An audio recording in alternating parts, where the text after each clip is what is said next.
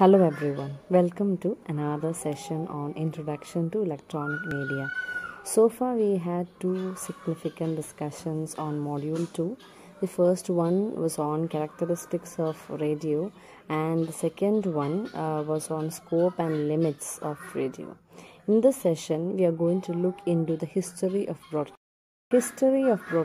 When we look into the history of broadcasting, we realize that broadcasting is not a very new concept. It began thousands of years ago when human beings, we have started using all the fire and stone, kind of methods to communicate. There began the history of broadcast. From that period of light and fire, you can say that the changes are more or less monumental. We have developed new methods to communicate. The term broadcasting, as it is given in your textbook, is it's a term that is borrowed from agriculture.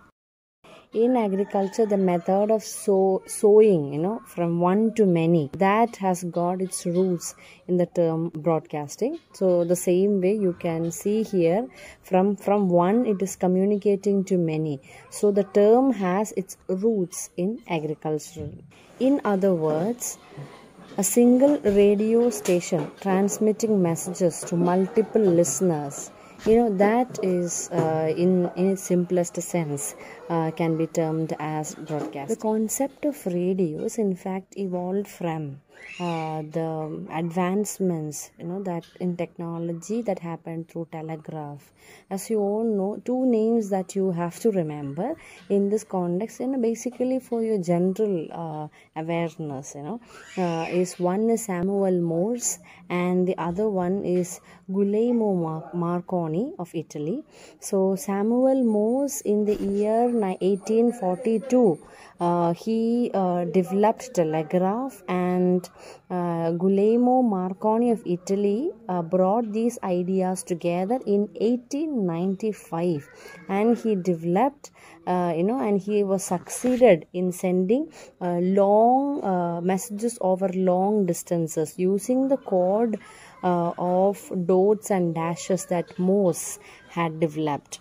So scientists all over the world, after the invention of telegraph, they were working on the methods that are used by Morse, Samuel Morse, for telegraph, and they wanted to free messages from those telegraphic wires, and they wanted to work on the electric waves or other frequencies, waves, and how to tackle that to send messages. That was, they were working on it, and Marconi succeeded in that. The origins of radio dates back to 19th century, and we have to keep in mind its basic purpose was not for communication.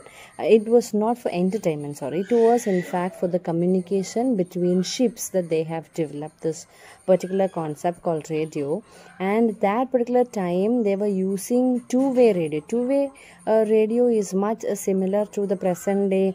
It has got both transmission, and also it can transmit messages and also like receive messages. Like you can see one example is like the people who are in traffic, or you can say in police, they are using some kind of messages, like saying like over kind of messages we see in movies. So that is more or less similar to two-way radio. Okay, so that is the initial phase of radio, you can say. We will quickly go through the timeline of radio. Audio broadcasting began experimentally in the first decade of the 20th century. Experimentally, okay. The early 1920s, radio broadcasting became a household medium, and at first it was on AM band and later it was on FM band. Then television broadcasting started experimentally in the 1920s and became widespread after the Second World War, okay.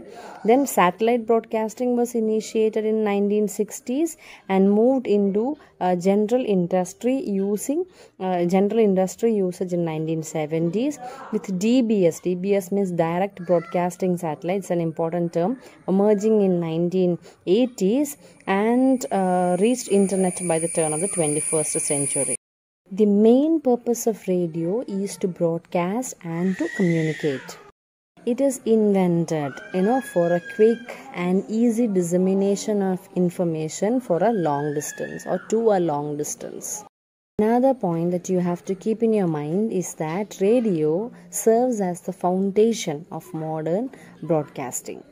And with regard to the analog and digital signals, you know that originally all radio transmissions, they were using analog signals, and later, at the turn of with the advancement in technology, you can say that it all got switched over into digital transmission. In short, you can say broadcasting most frequently refers to the transmission of information and entertainment programming from various sources to general public. Now we will quickly look into methods of broadcasting. This methods of broadcasting also gives you a kind of an input into like the development of the concept of radio. The first one is telephone broadcasting. You can say roughly it was there between 1881 to 1932.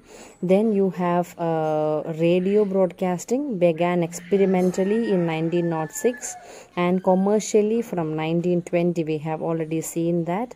And after that we have television broadcasting began experimentally from 1925, okay, and commercially from 1930s. Then we have cable radio from 1928 and cable television from 1932. Direct broadcast satellite, DBS, it's a very important concept. It started from 1974, and satellite radio from 1990, meant for direct to home broadcast programming. We are in this stage in India right now.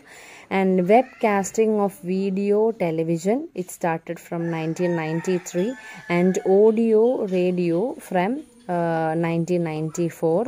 Offers a mixed traditional and mixed traditional radio and television programs.